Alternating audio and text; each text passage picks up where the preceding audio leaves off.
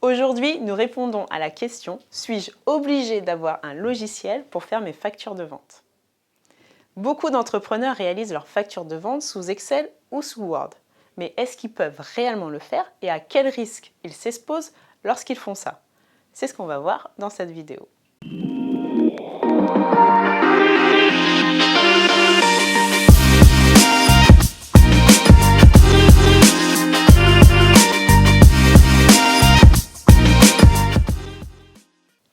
Je suis Solène Coriol, expert comptable, commissaire aux comptes, coach pour entrepreneurs. Je dirige 2 sociétés, Koi Finance qui est une société d'expertise comptable qui va vraiment mettre l'accent sur la proximité client et Koi Coaching qui est une société d'accompagnement à la création d'entreprises.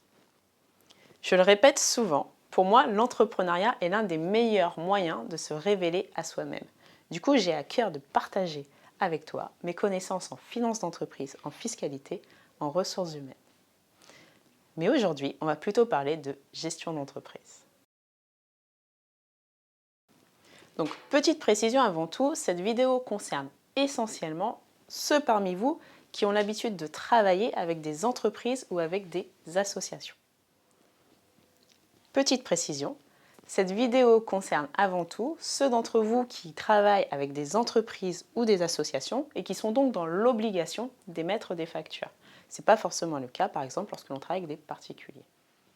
Donc, pour ceux qui contractent avec des entreprises ou des associations, la loi n'impose pas l'utilisation d'un logiciel particulier pour faire ces factures de vente. Donc, dans l'absolu, vous pouvez tout à fait les faire sous Excel ou sous Word. Mais, et c'est un grand mais, il faut faire attention à une autre loi qui est la piste d'audit fiable. La piste d'audit fiable concerne toutes les entreprises qui sont assujetties à TVA et qui sont dans l'obligation d'émettre des factures.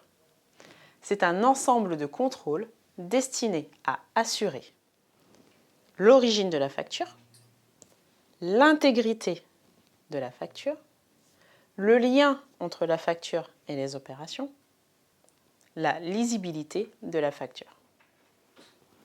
L'entreprise doit être en mesure de garantir ces 4 critères, mais elle doit également apporter la preuve qu'elle a effectivement réalisé ces contrôles. Ça veut dire qu'elle doit apporter la preuve de l'existence des contrôles, être capable de les décrire, être capable de les expliquer à l'administration fiscale. Ensuite, tous les coûts sont permis pour apporter cette preuve. Alors je plaisante à peine. Ça veut simplement dire qu'il n'y a pas de règles préétablies. C'est à chaque entreprise de déterminer les contrôles qu'elle va mettre en place en fonction de sa taille, en fonction de l'importance du nombre de factures qu'elle peut avoir. Comme technique, on peut avoir par exemple l'utilisation d'une signature électronique ou systématiquement rapprocher le bon de livraison à la facture. C'est juste des exemples. Si la piste d'audit fiable n'est pas respectée ou si l'entreprise n'est pas en mesure d'apporter la preuve de ce respect, l'administration fiscale peut rejeter la totalité de la déduction de la TVA. Elle peut appliquer des pénalités, voire même apposer un rejet de comptabilité. Donc les conséquences peuvent vraiment être très lourdes.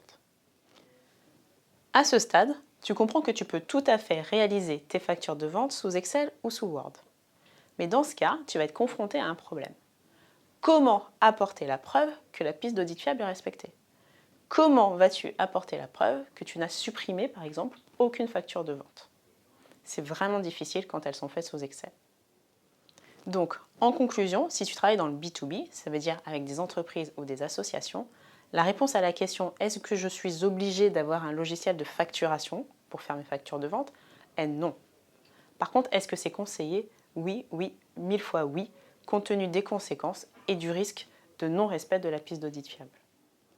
Comme d'habitude, j'espère que cette vidéo t'a été utile. Tu connais notre deal. Moi, j'anime ces vidéos par passion pour l'entrepreneuriat, pour le plaisir de partager mes connaissances.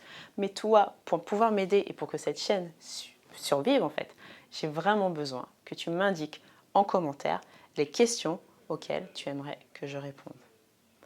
Pense à télécharger mon guide, tu trouveras le lien dans la description. Non seulement tu trouveras de précieux conseils, et en plus tu recevras mes futures astuces en priorité. Pense à t'abonner, à activer les notifications, et je te dis à bientôt!